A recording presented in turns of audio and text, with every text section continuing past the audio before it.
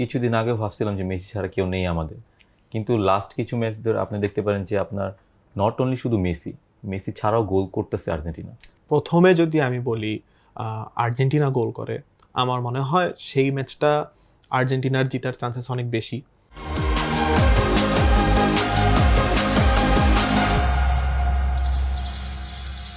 প্রথম সেমিফাইনালে মাঠে নামার আগে ফ্রান্সকে উদ্দেশ্য করে স্পেনের তারকা লামিনে ইয়ামাল বলেছিলেন, স্পেনকে তোমরা ভয় পাও। লামিনের সেই কথাই সত্যি হলো।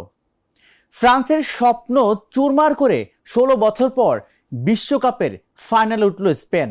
দর্শক সবাইকে স্বাগতম ঢাকা জার্নালের বিশ্বকাপ নিয়ে বিশেষ আয়োজন গ্যালারি থেকে বিশ্বকাপ অনুষ্ঠানে। সাথে আছে আমি রাজিবুল ইসলাম। আজকের পর্বে আমার সাথে দুজন অতিথি আছেন। আমার ডানে আছেন রাফিদ আল নোমান আর আমার বামে আছেন মোহাম্মদ শাহরিয়ার রহমান। দুজনকেই আমাদের স্টুডিওতে স্বাগতম। থ্যাংক ইউ থ্যাংক ইউ ভাইয়া। ফ্রান্স স্পেনের কাছে একেবারে নাস্তানাবুদ। এতটা পরাস্ত বা এতটা ব্যাকফুটে খেলা বা এতটা চাপে খেলা প্রত্যাশা করেছিলেন কিনা? এটা কখনই প্রত্যাশার যোগ্য নয়। আসলে আমরা কখন এটা এক্সপেক্ট করি না যে ফ্রান্স এভাবে হেরে যাবে আর কি, তাও স্পেনের কাছে। বিগত লাস্ট কিছু ম্যাচ আপনি দেখলে বুঝতেই পারবেন যে সবাই ধরে নিয়েছিল যে ফ্রান্স এবার ওয়ার্ল্ড চ্যাম্পিয়ন হতে যাচ্ছে আর কি। তো এটা খুবই আনএক্সপেক্টেড ছিল আর কি সবার জন্য একটা। শাহরিয়ার ভাই, জি ভাই। সবাই কিন্তু ম্যাচের আগে ফ্রান্সকেই কিন্তু ফেভারিট হিসেবে ধরে নিয়েছিল। স্পেন কিন্তু সেইটা উল্টো করে দিয়েছে, তাই না? জি ভাইয়া, কি বলবেন? আমার মতে ভাইয়া ফ্রান্সের স্কোয়াড বর্তমানে ওয়ার্ল্ডের বেস্ট স্কোয়াড, যদি আমি ভুল না বলি। তো স্পেনের যেই ট্যাকটিক্সটা আর কি, বলের পজিশনটা ধরে রাখা, সেটার কারণে মনে করেন স্পেন ফ্রান্সকে ট্যাকটিক্যালিভাবে বিট করে ফেলছে। বিকজ ফ্রান্স ওভাবে অ্যাটাকই করতে পারে না স্পেনের এত বেশি পজিশনের কারণে। যে কারণে আমার মনে হয় ফ্রান্স হলো সেই গেমে ওই ডমিনেট করতে পারেনি। সো যার কারণে মনে হয় যে স্পেন তার পজিশন গেমের কারণেই, যেটা তাদের ট্রেডিশনাল স্টাইল খেলার, সেটার কারণেই তারা ফ্রান্সকে বিট করতে পেরেছে। ওভারঅলি আমার মনে হয় স্পেনের স্কোয়াডের থেকে ফ্রান্সের স্কোয়াড ফার বেটার। নোমান ভাই, এই বিশ্বকাপে কোনো দল ফ্রান্সকে আটকাতে পারে নাই। কোনো যত আল্লাহ মনে করেন যে প্ল্যান করুক বা মানে খেলা পরিবর্তন আনুক, কেউ পারেনি ফ্রান্সকে আটকাতে। স্পেন কি এমন জাদুর ছলে ফ্রান্সকে আটকে দিল? এটা আমি মনে করবো একমাত্র হচ্ছে গিয়ে মিড এবং ডিফেন্স।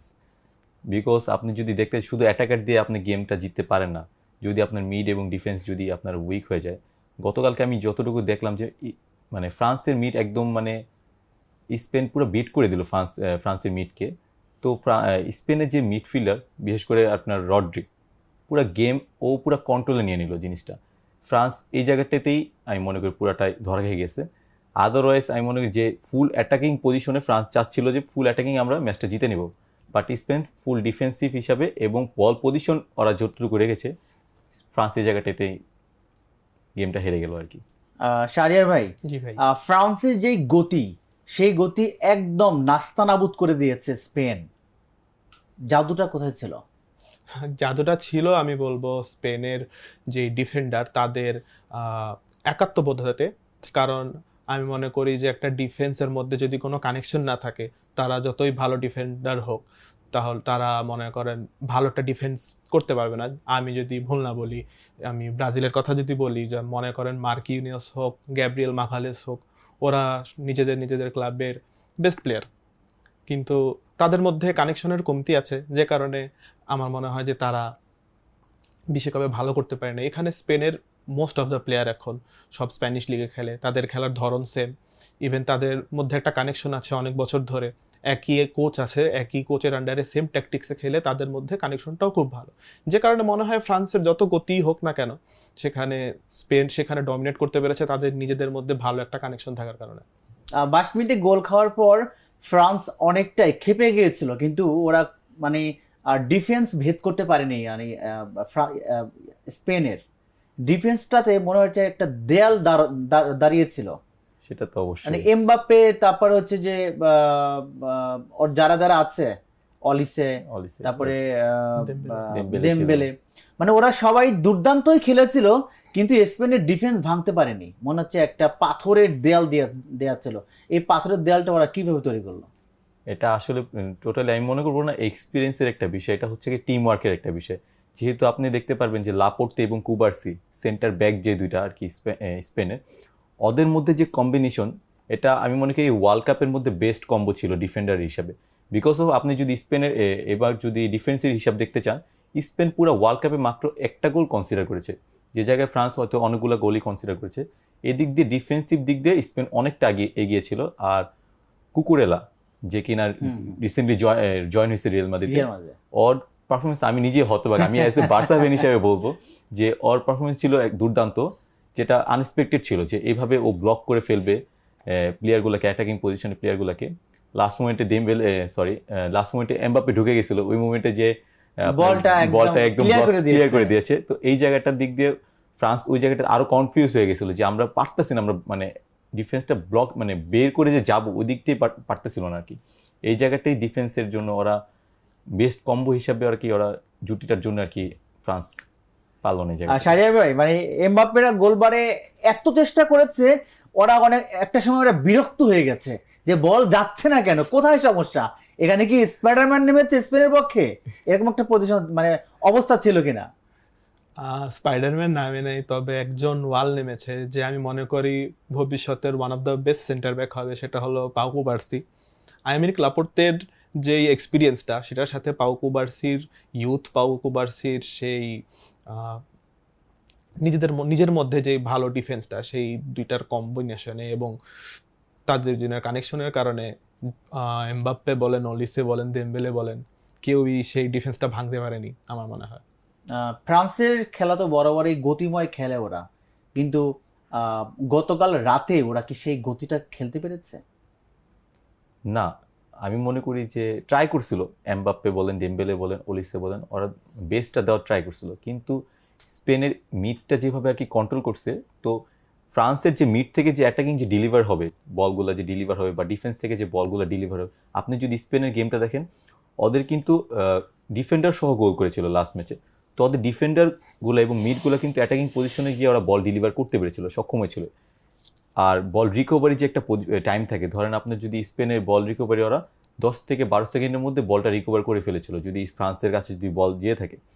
তো আমি মনে করি যে এই যে মিডের কারণেই ফ্রান্স এই জায়গাটাতেই ধরা খেয়ে গেছে, যে মানে মিডটা এত সুন্দরভাবে স্পেন কন্ট্রোল করতে পেরেছিল, যে জায়গায় ফ্রান্স ওই জায়গা থেকে আর কি ওদের যে মানে বল নিয়ে স্পিডে যাবে, এমবাপ্পের কাছে বল ডেলিভার হবে বা ডেমবেলের কাছে বলটা ডেলিভার হবে, ওই চান্সটি ওরা দেয়নি আর কি। ওরা তো বল পায়।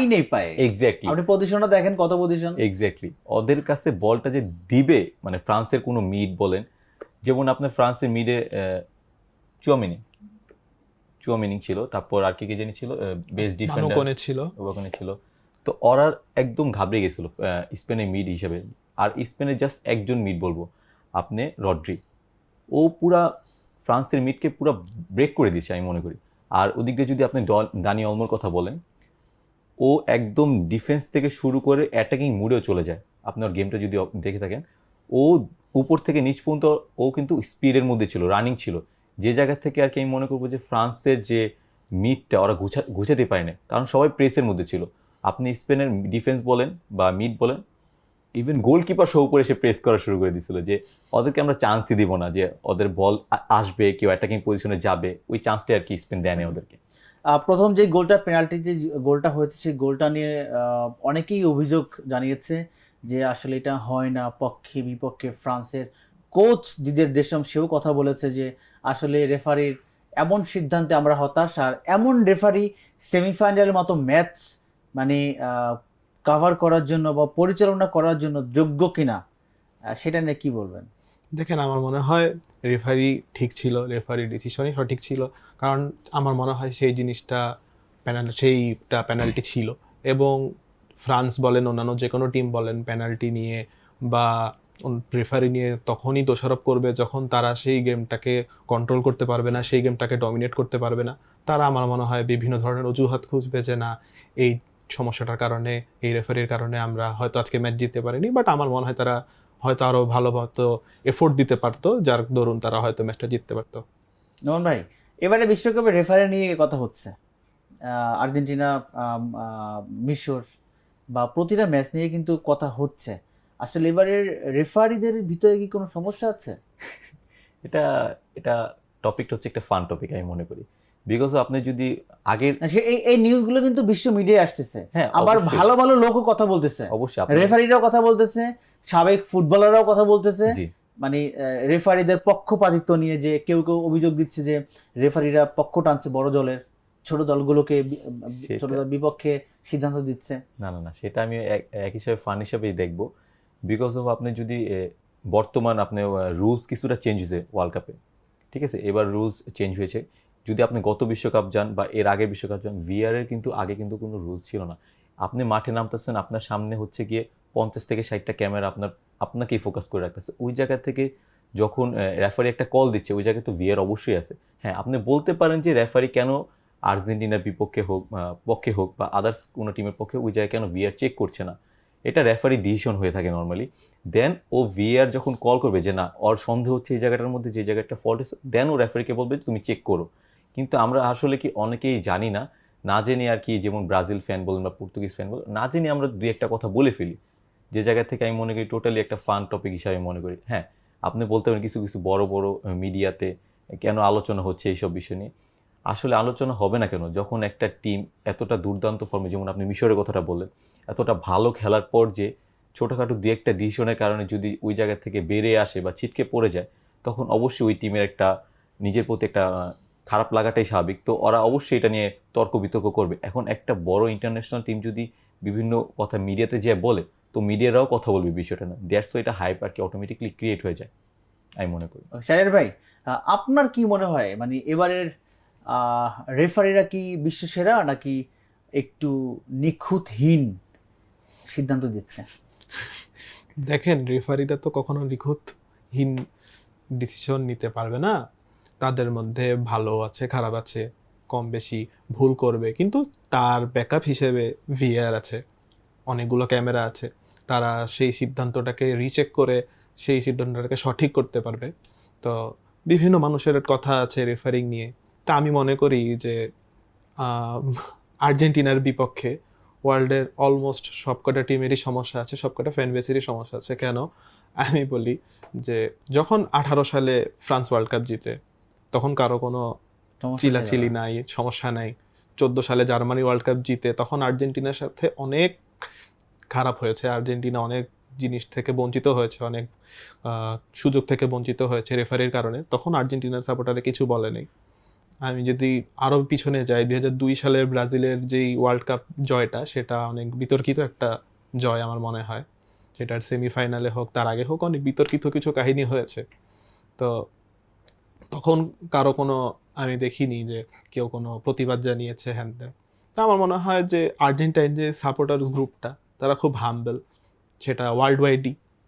কিন্তু অন্যান্য যেই সাপোর্টাররা আছে, তারা মনে করেন একটা হেট আছে তাদের মেসির প্রতি বা আর্জেন্টিনার প্রতি, বিকজ আপনি ওয়ার্ল্ডের বেস্ট, আপনার বিপক্ষে মানুষ থাকবেই, আপনার বিপক্ষে জেলাসি থাকবেই। সে কারণে আমার মনে হয় এটাই ওকে, আমার মতামত। এবার আসি আজ রাতের খেলা নিয়ে। এই বিশ্বকাপের সবচেয়ে মনে হয় high voltage match, Yes. England versus Argentina. আপনারা দুজনের আর্জেন্টিনার সাপোর্টার, জি তবু বাস্তবতার নিরিখে ইংল্যান্ড যেভাবে খেলে এই পর্যন্ত আসছে, হ্যাঁ, আর আর্জেন্টিনার খেলাও আমরা দেখেছি, এই রাতের ম্যাচে মানে বাস্তবতার নিরিখে কে এগিয়ে থাকবে? আমি 50-50 মনে করি, 50-50 মনে করি। কারণ হচ্ছে কি আপনার আর্জেন্টিনা বা ইংল্যান্ড বলে, লাস্ট আমরা ইংল্যান্ডের যে খেলাটা দেখলাম নরওয়ের সাথে, আমি মনে করি নরওয়ে বেটার খেলেছিল ইংল্যান্ডের থেকে অবশ্যই হ্যাঁ, কোনো দিক দিয়ে। বাট ওদের যে বেলিংহাম, ওদের মিডটানে আমার একটু ডর আছে, বেলিংহাম আছে, তো ওদিক দিয়ে আবার সাকা আছে। তো আমি মনে করি বেশি না, 2-3টা প্লেয়ারকে যদি আর্জেন্টিনা ব্লক করে দিতে পারে, তাহলে হয়তো আর্জেন্টিনার দিক থেকে গেমটা বের করে নিতে পারে। আর বাকিটা আমি 50-50 মনে করতেছি গেমটাকে, কারণ আমি খুব টেনশনে আছি। আমি অ্যাকচুয়ালি এই ম্যাচটা নিয়ে আমি খুব বেশি একটা বলার কিছু নেই আমার। শাহরিয়ার ভাই, জি ভাই, এই ম্যাচ নিয়ে কি বলবেন? হ্যাঁ, এই ম্যাচ নিয়ে খুব বেশি টেনশনে আছি, মিথ্যা বলবো না। মাঝে মাঝে মনে হয় ইংল্যান্ডই জিতে যাবে, কিন্তু আমার আশা যে আর্জেন্টিনা জিতবে, বিকজ আমার মনে হয় যে রিসেন্টলি কেপ ভার্দের সাথে খেলেছে আর্জেন্টিনা, ইজিপ্টের সাথে খেলেছে, তারা পুরোপুরি, বা সুইজারল্যান্ডের সাথেও লাস্টের দিক দিয়ে তারা দেখবেন পুরোপুরি পাকদাবাস বলেন বা হারাম বল বলেন, সেই ট্যাকটিক্সে খেলেছে। এখন তার মাঝখান দিয়েও তারা আর্জেন্টিনা গোল করে তারপরে জিতেছে। তো গতকালকেও আমরা যদি দেখি, স্পেনও কেপ ভার্দের সাথে খেলেছে, হারাম বলে এগেনস্টে তারা ড্র করেছে, সেদিকে তারা ফ্রান্সের এগেনস্টে জিতে গেছে। ফ্রান্সের এত ভালো একটা স্কোয়াড, এত ভালো খেলে উঠেছে তারা। তো আমার মনে হয় আর্জেন্টিনা আজকে পারবে, জিততে পারবে, একটা আশা আছে। কারণ তাদের আল্ট্রা অ্যাটাকিং যেই ট্যাকটিক্সটা স্কেলনি মনে করেন সেকেন্ড হাফের পরে সে অ্যাপ্লাই করে, তো তখন আমার মনে হয় আর্জেন্টিনা গেমটাকে জিততে পারবে, যদি না ফার্স্ট হাফে কোনো বড়সড় অঘটন ঘটে। আচ্ছা, মানে ফ্রান্স আর স্পেনের মধ্যকার যে ম্যাচটা হয়েছিল সেখানে যে স্পেন খেলার ধরনটাই চেঞ্জ করে দিয়েছিল, ওরকম একটা পার্ট বা ওরকম একটা খেলা আমরা এই ম্যাচে দেখতে পাবো কিনা? আসলে কি আমরা গতকালকের আগেও যদি চিন্তা করে থাকি, সবাই ভাবতেছিল যে ইংল্যান্ড হয়তো জিতে যাবে ইজিলি, তখন আমরা আর্জেন্টিনার ফ্যানরাও কিছুটা যে ইংল্যান্ডই হয় জিতে যাবে, কারণ আর্জেন্টিনার লাস্ট কিছু ম্যাচ খুবই মানে ভালো খেলেনি, খুব একটা ভালো খেলেনি। তো যেহেতু স্পেন এতটা সারপ্রাইজ করে দিতে পারে, তো সবার মনে একটু হয়তো আশা জেগেছে যে না আমরা হয়তো পারবো একটা, এই যে আপনি যেটা বললেন আর কি। তো আমরা হয়তো একটা ট্রাই করতে পারি স্পেনের মতো, যদি মিডটাকে আমরা যদি হোল্ড করতে পারি বা মিডটাকে আমরা যদি কন্ট্রোল করে রাখতে পারি, এবং ডিফেন্স আপনি জানেন যে আমাদের ডিফেন্স এতটাও দুর্বল না আমি মনে করি। আপনার ইংল্যান্ডের থেকে বেটার ডিফেন্সই আর্জেন্টিনার আমি মনে করি যে আছে। আর আপনি যদি ইংল্যান্ডের গোল স্কোরিং যদি দেখেন, 13 থেকে 14টা মেবি গোল ইংল্যান্ডের রাইট নাও ও এই ওয়ার্ল্ড কাপে। ওদিক দিয়ে আর্জেন্টিনার কিন্তু প্রায় 17টা গোল, টপ স্কোরার গোল কিন্তু আর্জেন্টিনার খাতায় আছে। তো আমি মনে করি গোলের দিক দিয়ে হয়তো স্কোরিংয়ের দিক দিয়ে আর্জেন্টিনার দিক দিয়ে এগিয়ে থাকবে। আর মিড যদি বলেন, আমি মিডটা নিয়ে এবার একটু দুর্বলতা, আমি গতবারের মতো আর কি মিডটা হচ্ছে না, বাট ডিফেন্স আমি মনে করি ইংল্যান্ডের থেকে কিছুটা হলেও এগিয়ে এবং অ্যাটাকিং দিক থেকেও এগিয়ে। বাট মিডে যদি আপনি দেখেন যে বেলিংহাম আছে, ওদের একমাত্র টপ স্কোরের মধ্যে মানে বেলিংহাম ইংল্যান্ডের, ও একা মেবি 4 গোল নাকি 5 গোল করেছে। তো আজকে যদি ওকে যদি ব্লক করা যেতে পারে আর্জেন্টিনার ট্যাকটিক্স অনুযায়ী, ওকে এবং আপনার ওদিক দিয়ে যদি রাশফোর্ডকে এবার যদি আজকে চান্স দেওয়া হয়, রাশফোর্ড আছে, আপনার সাকা আছে, যদি ওদেরকে স্টার্টিং করানো হয়, গর্ডন আছে এক্স্যাক্টলি, তো ওদেরকে যদি অ্যাটাকিংটা যদি ব্লক করতে পারে আর্জেন্টিনার মিড এবং ডিফেন্স মিলে, তো এদিক থেকে আর্জেন্টিনা ইজিলি গেমটা বের করে ফেলতে পারে, যেমন স্পেনটা খেলেছিল। আর্জেন্টিনার স্কোয়াডে কোনো সমস্যা দেখেন কিনা বা তাদের পজিশনে কোনো সমস্যা দেখেন কিনা ইংল্যান্ডের বিপক্ষে? আর্জেন্টিনার স্কোয়াডে আমি দুটা সমস্যা দেখি। একটা হলো আমি বলবো সিডিএমে, এবং আরেকটা আছে লেফট ব্যাকে। আমার মনে হয় যে লেফট ব্যাকে তাগলাফিকোর এক্সপিরিয়েন্সটা স্ক্যালোনি কাজে লাগায়, সেই জিনিসটা ভালো। তবে আমার মনে হয় ভ্যালেন্তিন বার্কোকে চান্স দেওয়া উচিত। সে দুর্দান্ত পারফরমেন্স করেছে ক্লাব লেভেলে স্ট্র্যাসবার্গে, এবং সে প্রস্তুতি ম্যাচেও ভালো খেলেছে। তো আমার মনে হয় সেখানে একটা চান্স দেওয়া দরকার ছিল ভ্যালেন্তিন বার্কোকে আরও বেশি। আমার মনে হয় সে হয়তো তাগলাফিকোর থেকে ভালোই খেলতো। এবং সিডিএমে আর্জেন্টিনার সাধারণ একটা দুর্বলতা আছে। আপনি যদি বলেন ম্যাকালিস্টার বা এনজো ফার্নান্ডেজের কথা, প্রিমিয়ার লিগের বেস্ট মিডফিল্ডার দুইজন বললে আমার খুব একটা ভুল হবে না। কিন্তু সিডিএমে আর্জেন্টিনার প্রবলেম আছে, কারণ আপনি পারেদেস বলেন, সে খেলছে আর্জেন্টাইন একটা লিগে, যদিও সে দুর্দান্ত পারফরমেন্স করছে আর্জেন্টিনার হয়ে, কিন্তু তাকে দিয়ে আপনি কি ইংলিশ অ্যাটাকের এগেনস্টে ভরসা করতে পারবেন? পারবেন না। এবং দেপল, তার ফিজিক্যালিটি বলেন, তার পাসিং অ্যাকুরেসি বলেন, সবই ভালো। সে ইউএসএতেও খেলেছে ভালো, কিন্তু তাকে আপনি ইংলিশ অ্যাটাকের এগেনস্টে ভরসা করতে পারবেন না। বেসিক রিজন হলো আর্জেন্টিনার সিডিএম পজিশনটা হিস্টোরিক্যালি অনেক উইক। নোমান ভাই, ইংল্যান্ডের যেরকম কয়েকজন নামকরা প্লেয়ার আছে, হ্যারি কেন, বেলিংহ্যাম, সাকা, আরও কয়েকজন আছে, রাশফোর্ড, সেইভাবে আর্জেন্টিনার মেসি ছাড়া মানে তেমন গেম চেঞ্জ করার মতো বা পিছিয়ে পড়লে কামব্যাক করার মতো মেসি ছাড়া কাউকে দেখেন কিনা বা উল্লেখযোগ্যভাবে আছে কিনা? উল্লেখযোগ্য আমি মনে করি যে কিছুদিন আগেও ভাবছিলাম যে মেসি ছাড়া কেউ নেই আমাদের, কিন্তু লাস্ট কিছু ম্যাচ ধরে আপনি দেখতে পারেন যে আপনার নট অনলি শুধু মেসি ছাড়াও গোল করতেছে আর্জেন্টিনা। সেটা একটা ম্যাচেই মনে হয়েছে না, একটা ম্যাচে, লাস্ট ম্যাচেও কিন্তু মেসি গোল করতে পারেনি। লাস্ট ম্যাচে দুইজন প্লেয়ার কিন্তু গোল করেছিল, একটা হচ্ছে কি আমাদের ডিফেন্ডার এবং আমাদের লাউতারো মার্টিনেজ, আলভারেজ, সরি। তো আলভারেজ এবং লাউতারো মার্টিনেজকে দিয়ে আমি এবার আশাবাদী, যেহেতু ওরা গোল স্কোরিংয়ের পজিশন আছে, ওরা গোল করছে। এবং সবচেয়ে সারপ্রাইজ ছিলাম যে এবার আলভারেজ কিছুটা ফর্ম ড্রপ করেছিল, তো সবাই ভাবতেছিল শুধু মেসি একা টেনে নিয়ে যাচ্ছে, কিন্তু লাস্ট যেভাবে আলভারেজের গোলটা যে ব্যাঙ্গার দিয়েছিল, তো খুবই সারপ্রাইজ হয়ে গিয়েছিলাম যে আলভারেজ এখনও আছে মাঠে। তো আমি মনে করি যদি উইদাউট মেসিও যদি থাকে, আমি মনে করি যে স্কোরিং এর দিক দিয়ে আলভারেস এবং মার্টিনেজ দুজনে যেহেতু গোল পাচ্ছে, তো এদিকটা পজিটিভ দিক হতে পারে। আর ওদিক থেকে যদি আমি সিমিওনের কথা চিন্তা করি, ওকে এখনো সময় দেওয়া হচ্ছে না, রাফি বললো যে, তো ওদিক থেকে আমি মনে করি নিকো পাস আছে আর্জেন্টিনা, তো ওকেও যদি চান্স দেওয়া হয় এবং আপনার সিমিওনের যদি চান্স দেওয়া হয়, তাহলে আমি মনে করি যে আপনার উইং ব্যাকগুলো যেগুলো আছে ওগুলি হয়তো একটু ওদের নিচে ড্রপ করে খেলতেও ওদের কোনো অসুবিধা হবে না।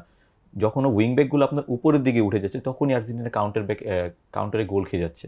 তো আমি মনে করি যদি আপনার সিমিওনকে যদি চান্স দেওয়া হয় আর মেসি যদি অ্যাটাকিং মিডে পজিশনে খেলে আর সিমিওনি রাইট উইংয়ে খেলে, তাহলে আমি মনে করি যে মিডটা এবং ডিফেন্সটা একটু কন্ট্রোলের দিকে এসে পড়বে। আর মেসি ছাড়াও অবশ্যই এখন আমাদের গোল স্কোরের মতো ডিফেন্ডাররা গোল করছে, আপনার মিডফিল্ডার গোল করছে, ম্যাকেলিস্টার গোল করছে, অ্যাটাকিংয়ে আপনার লাউতারো এবং আলভারেসও গোল করা শুরু করছে এখন। তো আমি মনে করি না এটা মেসি ছাড়া পসিবল। ওকে, দেখা যাবে খেলার মাঠে। অবশ্যই ভাই, প্রথমে যদি কেউ গোল করে, জি, মানে অপোজিট টিমটা কত চাপে থাকবে এবং ওরা কামব্যাক করা কতটা কঠিন হতে পারে? দেখেন, প্রথমে যদি আমি বলি আর্জেন্টিনা গোল করে, আমার মনে হয় সেই ম্যাচটা আর্জেন্টিনার জিতার চান্সেস অনেক বেশি। কারণ আর্জেন্টিনার এই ওয়ার্ল্ড কাপে বলেন, গত ওয়ার্ল্ড কাপে বলেন, অনেক স্ট্রং একটা পয়েন্ট হলো তাদের মেন্টালিটি। তো আর্জেন্টিনা যদি লিডে থাকে, আমার মনে হয় না তারা কনসিড করলেও তারা কামব্যাক করার মতো মেন্টালিটিতে থাকবে না। কিন্তু আমার মনে হয় যে, আমি যদি ইংল্যান্ডের কথা বলি, ইংল্যান্ডের মধ্যে সেই স্ট্রং মেন্টালিটিটা নাই, কখনোই ছিল না। ইংল্যান্ডের স্কোয়াড বরাবরই সবসময় খুব ভালো স্কোয়াড ছিল। আপনি যদি বেকহ্যাম বা জেরার্ডের সময়ের কথা বলি, তখনকার স্কোয়াডও ওয়ার্ল্ড কাপ জিততে পারেনি, যেটা ইংল্যান্ডের কারণে খুব বড় হতাশার একটা কারণ। কিন্তু বর্তমানে স্কোয়াড যতই ভালো হোক, তো তারা কামব্যাক দিতে পারবে বলে আমার মনে হয় না। কামব্যাক যদি দেয়, সেটা হলো আর্জেন্টিনা, আপনি দেখলেন গত ম্যাচেও 2টা গোল কনসিড করে তারপরে আবার কামব্যাক করেছে। তো কামব্যাক যদি হয়, ইনশাল্লাহ আর্জেন্টিনাই দিবে। কামব্যাক দেওয়ার জন্য আর্জেন্টিনা সেরা কিনা? সেটা লাস্ট ওয়ার্ল্ড কাপ বলেন, এইবারের ওয়ার্ল্ড কাপ বলেন, সেটা দেখে মনে হচ্ছে আর কোনো টিম এরকম কামব্যাক দিতে পারে না। আর্জেন্টিনা যে কামব্যাকটা দিয়েছিল, বিশেষ করে মিশর বা ইজিপ্টের সাথে যে কামব্যাকটা ছিল, আমরা সবাই আনএক্সপেক্টেড ছিলাম যেটা এইভাবেও কি কামব্যাক হয় নাকি আর কি। সেটা হয়তো আপনি নিজে অবাক হয়েছিলেন কিছুটা, যে ছেড়ে দিছে। মেসি যতটা চাপ নিতে পারে, ওয়ার্ল্ডের আর কোনো প্লেয়ার এত চাপ নিতে পারে কিনা? আমার মনে হয় না ওয়ার্ল্ডের আর কোনো প্লেয়ার এতটা চাপ নিতে পারে। কিছুটা সময় পর্যন্ত সবার মনে হচ্ছিল যে ক্রিস্টিয়ানো রোনাল্ডো সেম লেভেলে আছে, মানসিকভাবে বলেন বা যে কোনোভাবেই বলেন। কিন্তু আমার মনে হয় যে সে এখন আর ওই জায়গাতে নাই। সে মানসিকভাবে খুবই ভেঙে পড়েছে, গত ওয়ার্ল্ড কাপ না নিতে পেরে, এই ওয়ার্ল্ড কাপেও না নিতে পেরে। তার এখন আর ওরকম মানসিক অবস্থাও ভালো নেই। আপনি তার বিভিন্ন কথাবার্তা শুনলে বা তার ওয়ার্ল্ড কাপে কিছু কাজ দেখলেও আপনি বুঝবেন। আমার মনে হয় মেসির যে মেন্টালিটিটা, সেটাই মেসিকে আগলে রাখে। মেসির হাম্বলনেসটা মেসিকে আগলে রাখে। এদিকে আপনি রোনাল্ডোর কথা যদি বলেন, খুবই হাস্যকর একটা জিনিস হয় যখন ও ছাড়া ওর টিমমেটগুলা গোল করে, তখন সে অফসাইডের কল করে নিজের টিমেরই এগেনস্টে। এই জিনিসটা খুবই হাস্যকর একটা ব্যাপার। সো মেন্টালিটির দিক থেকে আমি মেসিকেই আগে রাখবো, যে ও ছাড়া ওয়ার্ল্ডের কেউ ওরকম মেন্টালিটি নিয়ে থাকতে পারবে না, because he is the greatest player of all time. আর যদি কেউ কোনো ওর মতো প্লেয়ার যদি উজবেকিস্তান নাকি, হ্যাঁ আমি নামটা উজবেকিস্তান, হ্যাঁ উজবেকিস্তানের সাথে যদি 2 গোল করে বলে আই এম ব্যাক, তাহলে তো আর এরকম প্লেয়ারের সাথে মেসির সাথে কম্পারিজন করাই যায় না। আচ্ছা, এটা মূলত ফ্যানরাই বেশি করে, হ্যাঁ, দুজনের পার্থক্য বা দুজনই গ্রেটেস্ট আমি হ্যাঁ মনে করি। পার্থক্যই করে। আজ রাতের ম্যাচে মেসির স্কোর করার সম্ভাবনা কতটুকু, যেহেতু মেসি ইংল্যান্ডের একটা ব্লক লিস্টে থাকবে? সেটা অবশ্যই, কারণ মেসি ইংল্যান্ডকে এখনো ফেস করেনি এদিক ফার্স্ট টাইম, হ্যাঁ ওর ফার্স্ট টাইম যেহেতু ইংল্যান্ডের সাথে খেলা, তো এই দিক দিয়ে আমি মনে করি যে স্কোর করার চান্স অবশ্যই বেশি আছে। মানে মেসি ওদেরকে চিনে না, ওরাও মেসিকে চিনে না, হ্যাঁ বাট আমি মনে করি স্কোর করবে ইনশাল্লাহ। আমি মনে করি যে মেসি আজকে স্কোর করবে এবং একটা গোল অবশ্যই দিতে পারে, যদি আর কি আর্জেন্টিনা যদি গেম পজিশনটা যদি ওরা কন্ট্রোল করে রাখতে পারে। আর যদি মনে করেন কালকে ফ্রান্সের মতো যদি অবস্থা আছে, তাহলে তো ভাই আর বাদই দিলাম, তাহলে হয়তো মেসি আজকে পারবে না হয়তো। আপনার কি মনে হয় যে মানে ইংল্যান্ড কখনোই আর্জেন্টিনার চাইতে বড় দল কিনা? মানে মাঠের যে একটা চাপ থাকে, সেই চাপটা কিন্তু আর্জেন্টিনা ভালোভাবে সামলে নিতে পারে যতটা না ইংল্যান্ড পারে। তো যারা চাপ সামলে নিতে পারবে, ওরাই তো লাস্ট পর্যন্ত থাকে বা জিতে, জিতে তো এরকম একটা অঘটনের সম্ভাবনা আমি তো দেখি না। সেদিক দিয়ে বলতে গেলে যদি আপনি যেহেতু চাপের কথা বলেন, তো ওদিক থেকে আমি একটু রিল্যাক্স ফিল করি, বিকজ অফ লাস্ট যে একটা দল লাস্টবার যদি চ্যাম্পিয়ন হয়ে এসে আসতে পারে, তো ওই দলের মধ্যে একটা অটোমেটিক একটা কনফিডেন্স কাজ হ্যাঁ। করতে পারে যে কতবার আমরা চ্যাম্পিয়ন হয়েছি, তো এবার আমরা সেমিফাইনাল, আমাদের জন্য বড় কিছু না। বাট ফাইনাল যেহেতু খেলতে, ওরা ওই চাপটা নিবে না যে আমি এই আচ্ছা নেক্সট ফাইনাল আমরা কাপ কখনো পাইনি, বা মেসি কাপ এখনো পায়নি, মেসি কাপ পেয়েছে, তো ওরা ওই চাপটা নিতে পারবে। বাট আমি নরওয়ে এবং ইংল্যান্ডের সাথে যখন ম্যাচটা হচ্ছিল, তখন আমি চাচ্ছিলাম যে নরওয়ে যেন আসে, বিকজ অফ লাস্টবার ইংল্যান্ড সেমি খেলেছে, তো নরওয়ে কখনো কিন্তু এই পর্যন্ত আসেনি। যদি নরওয়ে আর্জেন্টিনাকে ফেস করতো, তখন নরওয়ে এই জায়গাতে আপনি চাপের কথাটা বলেন, এই চাপের কারণে নরওয়ে বাদ হয়ে যেত অটোমেটিকলি। তারপরও ইংল্যান্ড এতটা চাপ মনে হয় না নিতে পারবে, আর্জেন্টিনা যতটা চাপ নিতে পারবে। রাইট ভাই, স্পেন তো অলরেডি ফাইনালে চলে গেছে, জি। আহ, আর্জেন্টিনার জন্য এটা একটা সুবিধা হলো কিনা যদি আর্জেন্টিনা ফাইনালে যায়? যদি আর্জেন্টিনা ফাইনালে যায়, এই জিনিসটা আমি বলবো না কারোর জন্যই সুবিধা, কারণ আপনি স্পেন বলেন আর আর্জেন্টিনা বলেন, দুইটা টিমেরই মেজরিটি সব স্প্যানিশ লিগে খেলে, সবারই কানেকশন সবারই ভালো। আর্জেন্টিনারও প্লেয়ারদের মধ্যে কানেকশন এ কারণেই ভালো, মোস্ট প্লেয়ার তারা ইদার স্প্যানিশ লিগে খেলে, আর তা না হলে তারা আর্জেন্টাইন লিগে খেলে, এবং স্পেনের তো অলমোস্ট সবাই স্প্যানিশ লিগেই খেলে। তো এই জিনিসটা কারোর জন্য আমি সুবিধা মনে করি না, কারণ তখন যে কোনো কিছুই হতে পারে আর্জেন্টিনার ক্ষেত্রে সেই জিনিসটা একটা প্লাস পয়েন্ট, কারণ আর্জেন্টিনার মেন্টালিটি যথাযথভাবেই ভালো। স্পেন হয়তো ফাইনালে গিয়ে তারা ভয় পেতে পারে, কারণ আর্জেন্টিনার ওয়ার্ল্ড কাপ উইনিং স্কোয়াডের মধ্যেই যে মেন্টালিটিটা আছে সেই জিনিসটাই ক্যারি ওভার করে এসেছে। কিন্তু 2010 সালের যেই স্পেনের ওয়ার্ল্ড কাপ উইনিং স্কোয়াডটা ছিল, সেখান থেকে কোনো এক্সপিরিয়েন্স প্লেয়ার নাই, স্পেনের স্কোয়াডটা অনেক নতুন, ইয়াংস্টার দিয়ে ভরা। তো ওদিক থেকে স্পেনের জন্য একটা মাইনাস পয়েন্ট। কিন্তু আর্জেন্টিনার যেহেতু ওয়ার্ল্ড কাপ উইনিং স্কোয়াডের মোস্ট অফ দ্য প্লেয়ার এখন খেলছে, তো আমার মনে হয় আর্জেন্টিনার ক্ষেত্রে সেই জিনিসটা একটা কিছুটা সুবিধা করতে পারবে। অবশ্যই। নোমান ভাই, স্পেন বাদে যদি ফ্রান্স ফাইনালে যেত, তাহলে আপনাদের জন্য মানে একটু কঠিন হয়ে যেত কিনা, যেহেতু ওরা গতবার রানার্স আপ, ওদের একটা ভিতরে একটা প্রতিহিংসা আছে যে আমাদেরকে হারিয়ে ওরা মানে চ্যাম্পিয়ন হয়েছে, এবার ওদেরকে হারাতেই হবে, এরকম একটা। ফার্স্ট অফ অল আমি আগে আজকে রাতটা পার করি, তারপর আমি ফাইনালের কথা চিন্তা করবো, আমার মাথায় আর কি ওইটা। বাট আপনি যেহেতু বলেছেন যদি আর কি আর্জেন্টিনা ফাইনালে যায়, তখন হয়তো হ্যাঁ অবশ্যই, যেহেতু ওদের মধ্যে গতবার একটা এমবাপ্পের এতটা বেস্ট একটা গেম দিয়েও এমবাপ্পে কাপ জিতে, এবার হয়তো ও পাগল হয়ে যেতে ভাই, এবার ওর বেস্টটা দেওয়া ট্রাই করতে। এবং অবশ্যই ফ্রান্সের টিম আপনি জানেন যে কতটা স্ট্রং ছিল, আমি তখন মানে শিওর হয়ে যেতাম যে আর্জেন্টিনা পারবে না ওই জায়গাটার দিক দিয়ে। যেহেতু ফ্রান্স বাদ হয়ে গেছে, স্পেনের সাথে যেহেতু খেলা যদি হয়ও, আর্জেন্টিনা যদি আজকের আছে জিতে, তাহলে আর্জেন্টিনাকে ফেভারিট হিসেবে মনে করবো। যেহেতু সারের যেহেতু বললো যে এক্সপিরিয়েন্সের একটা বিষয় থাকে, যেহেতু ওরা সব ইয়াংস্টার এবং আর্জেন্টিনার মোস্ট অফ দ্য প্লেয়ার হচ্ছে গিয়ে ওয়ার্ল্ড কাপ খেলেছে, তো ওই দিক থেকে আর্জেন্টিনাকে আমি এগিয়ে রাখবো আর কি। আজকে রাতের মানে আজ রাতের ম্যাচের প্রেডিকশন নিয়ে যদি কথা বলি, তাহলে কোন দল মানে কত গোল দিবে বলে মনে করেন? আমার মনে হয় আজকে আর্জেন্টিনা 2টা গোল দিবে এবং ইংল্যান্ড 1টা গোল দিবে, এবং ইংল্যান্ডের গোলটা আমার মনে হয় বেলিংহামই দিবে। ভাই, সেম 2-1। গোল শূন্য বা 1-1 সম্ভাবনা আছে কিনা?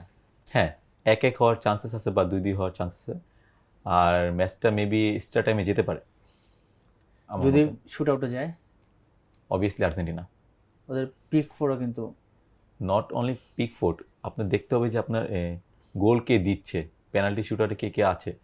হ্যাঁ, মেসি এবার একটু পেনাল্টিতে একটু উইক, বাট গতবার কিন্তু আপনার ইংল্যান্ড কিন্তু সেমিতে মেবি পেনাল্টি শুটারে বাদ হয়েছিল। তো আমি দিক থেকে আর্জেন্টিনাকে এগিয়ে রাখবো, যেহেতু আমাদের এমিলিয়ানো মার্টিনেস আছে বেস্ট পেনাল্টি টেকার, মানে ব্লক করার মতো। ভাই, কাকে এগিয়ে রাখবেন পেনাল্টিতে? আমিও পেনাল্টিতে আর্জেন্টিনাকে এগিয়ে রাখবো, কারণ ইংল্যান্ড গতবার আমার মনে হয় পেনাল্টিতে হারেনি, বাট ওই হ্যারি কেন একটা পেনাল্টি মিস করছিল খুবই ইম্পর্টেন্ট একটা টাইমে, ওই টাইমে যদি সে স্কোরটা করতে পারতো তারা হয়তো ফাইনালে আসতে পারতো। তো আমি যখন একটা পেনাল্টি শুটারের দিকে আগাবো, তখন আমার সব থেকে বড় জিনিসটা মেন্টালিটির হবে, যে আমি মাইন্ড কতটা ঠান্ডা রাখতে পারবো, আমার পেনাল্টি টেকার কয়জন আছে। তো ওই জিনিসটা যদি আমি মাথায় রাখি, আর্জেন্টিনাই আগেই থাকবে, এবং আর্জেন্টিনার যেই short stopper penalty specialist Emiliano Martinez আছে, তো তার জন্য আমি আর্জেন্টিনাকে আগে রাখবো।